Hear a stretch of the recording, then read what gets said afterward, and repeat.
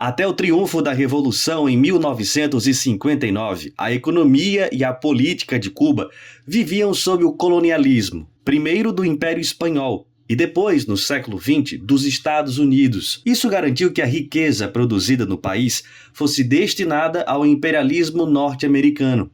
O triunfo da Revolução em 1959 levou a pequena ilha do Caribe a se mover em direção a um tipo de sociedade diferente da capitalista.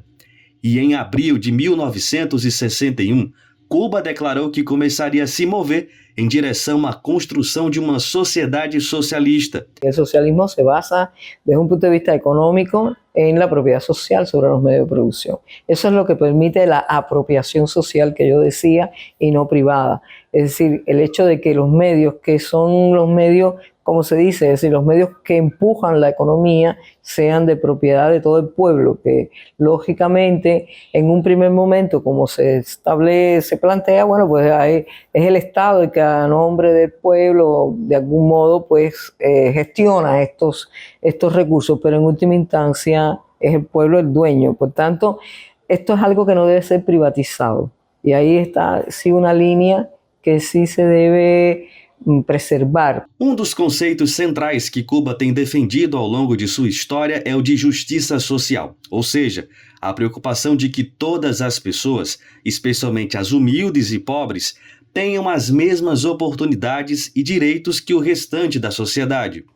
Cuando hablamos de justicia social, no todo el mundo tiene las mismas condiciones de vida, ni aún en el socialismo, por razones de origen, por razones de vida, ¿no? de la propia vida. Es algo que se va, con el tiempo se debe ir, digamos, logrando que todo el mundo, a pesar de que la educación sea gratis, la salud sea gratis, bueno, pues que de alguna manera lo logre, ¿no? Entonces, claro, siempre puede haber personas que por determinadas razones estén en una situación vulnerable.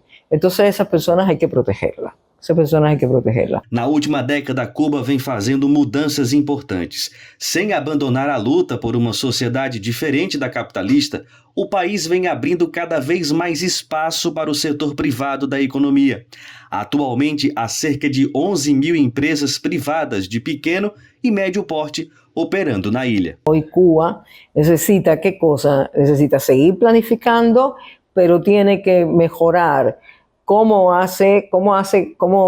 logra conducir a sus agentes económicos, a todas sus empresas privadas, estatales y cooperativas, y cómo al mismo tiempo logra que el Estado tenga una eficiencia en su operatoria. Dos maiores desafios enfrentados por Cuba é o bloqueio ilegal com o qual os Estados Unidos estão estrangulando a economia da ilha.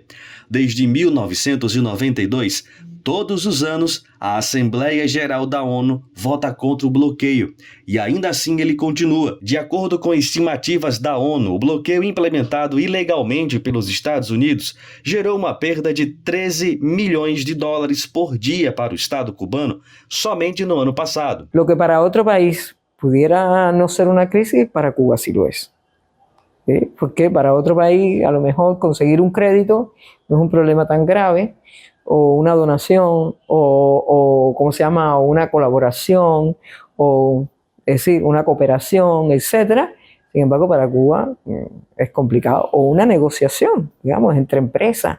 Es decir, para Cuba se hace más complicado porque por todo lo que ya hablamos. Entonces, claro, tienes ahí una causa de crisis que no la puedes resolver tú. Esa causa de crisis no la puedes resolver tú. Por tanto, tienes que lograr que las otras causales de crisis, tienes que minimizarlas y mirar futuro, para que esta, que no la puedes resolver, te haga menos daño.